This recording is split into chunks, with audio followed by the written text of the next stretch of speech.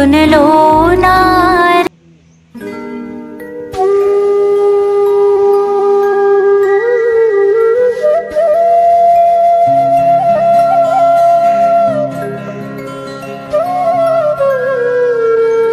রাধে রাধে বন্ধুরা, শুভ সকাল। কেমন আছো তোমরা সবাই? আশা করছি যে যেখানে আছো সকলে সুস্থ এবং খুব খুব ভালো আছো। রাধারানীর কৃপায়, গোপাল সোনার আশীর্বাদে তোমরা সবাই ভালো থাকো। আমরা অনেক ভালো আছি বন্ধুরা। আর মনটা একদমই ভালো নেই, কারণ বৃন্দাবন থেকে চলে এসেছি। তো চলো আজকের ব্লগটা এখান থেকে শুরু করছি, বৃন্দাবন ধাম দর্শন করিয়ে।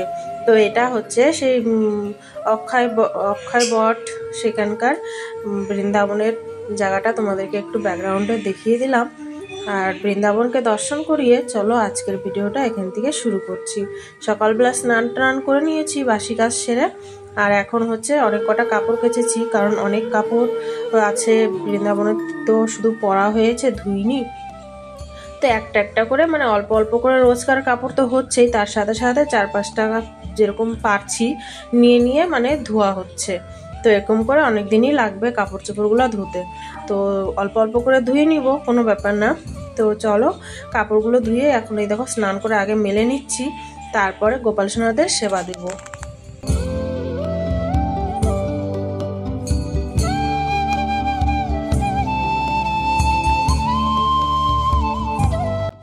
তো বন্ধুরা, সকালবেলাকার গোপাল সোনাদের সেবা সব কিছু হয়ে গেছে। আর হচ্ছে ব্লগটা সকাল থেকে করতে পারছি না, কারণ এখানে আমাদের লাইট নেই।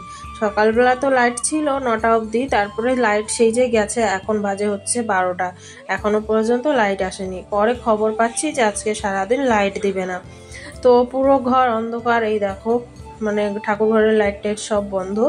আর মন্দির টন্দিরগুলো সব পরিষ্কার করেছি বৃন্দাবন থেকে এসে, কারণ ধুলো তো হয়ই যেহেতু রাস্তার সাইডে। তো সব কিছু পরিষ্কার করে নিয়েছি।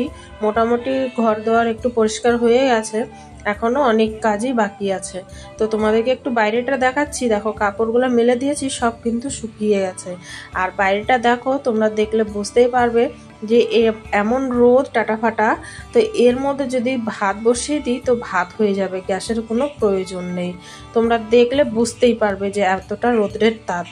কি বলবো, দরজাটা খুলে মুখটা বেরিয়ে করা যায় না, মনে হয় কি আগুনের সাপটা এসে লাগতেছে।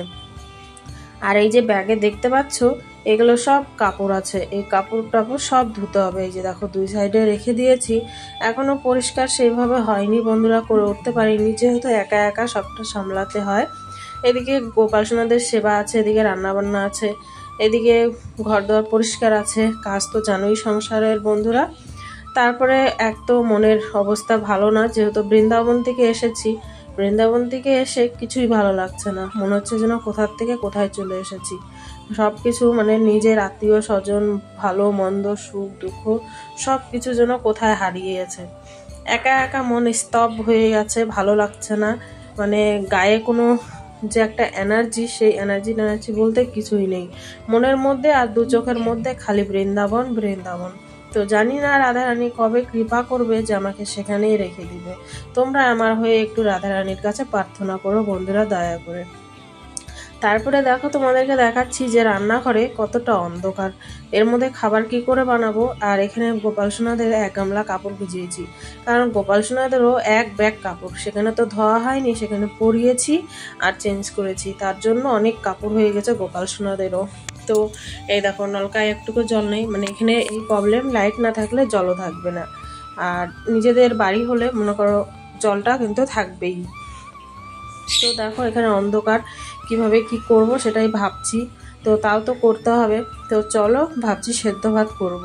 তো সেদ্ধ ভাত আমার হয়ে গেছে বন্ধুরা। আর এদিকে দেখতে পারলে গোপাল সোনাদের স্নান দিচ্ছিলাম, তারপরে দেখছি কিছুক্ষণ পরে লাইট এসেছে। তো ভাবছি যে সেদ্ধ ভাত দেবো, যখন লাইট আর জল আসলো তাহলে একটুখানি শাক বানিয়ে নিই। আর এই যে শাকের পাতাগুলো যে আছে মিষ্টি কুমড়ার, এটা দিয়ে বড়া বানিয়েছিলাম, শাক রান্না করেছিলাম। আর ঘরে বেগুন ছিল, লম্বা লম্বা পাতলা পাতলা বেগুনগুলো, ওর মধ্যে একটুকু বিচি নেই। তো দেখে ভালোই লাগলো, তো ভাবলাম একটু বেগুনি করে নিই। তো গোপাল সোনাদের জন্য 2টো বেগুনি বানিয়ে দিয়েছিলাম। আর এই যে বেশি বানাইনি, 4টাই বানাইছি গোপাল সোনাদের বেগুনি। আর হচ্ছে মিষ্টি কুমড়ার পাতার বড়া বানিয়েছিলাম। আর শাক বানিয়েছিলাম। আর গোপাল সোনাদেরকে একটু আলু সিদ্ধ মেখে দিয়েছিলাম, যেহেতু আলু সিদ্ধ ভাত তো আগেই নামিয়ে নিয়েছিলাম যে আজকে আলু সিদ্ধ ভাত খেতে হবে ঘি দিয়ে। তো তারপর লাইট আর জল আসলো যখন, তখন শাক বানালাম। তো তারপরে বাকিগুলোও ভেজে নেব বড়া, আর আলু সিদ্ধটা মাখবো, তারপরে গোপাল সোনাদেরকে স্লাদ দেবো। বেশি কিছু আজকে করব না, আর ভিডিওটাও বেশি বড় করব না। বন্ধুরা, তোমাদের কেমন লাগলো কমেন্ট বক্সে জানিও। ভালো লাগলে লাইক কমেন্ট শেয়ার অবশ্যই করবে, চ্যানেলটাকে সাবস্ক্রাইব করে আমার পাশে থেকো বন্ধুরা। আর এখানে দেখো শাকটা আমার খুব সুন্দরভাবে হয়ে গেছে।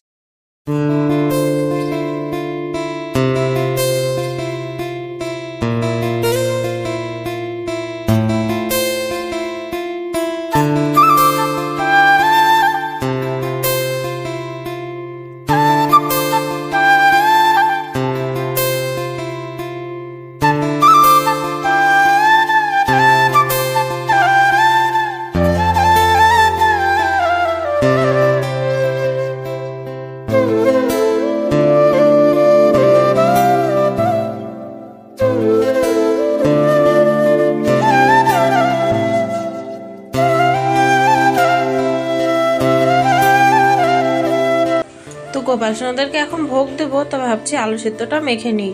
আর আলু সিদ্ধটার মধ্যে 2টো কাঁচা লঙ্কা আর একটু লবণ দিয়েছি বন্ধুরা, বেশি ঝাল দেবো না যেহেতু গোপাল সোনাদেরকে ভোগ লাগাবো। আর আলু সিদ্ধটা মেখে তারপর গোপাল সোনাদেরকে ভোগ দিয়ে দেবো। আর তোমাদেরকে চলো প্রসাদ দর্শন করাই। আলুটা ততক্ষণে মেখে নিই।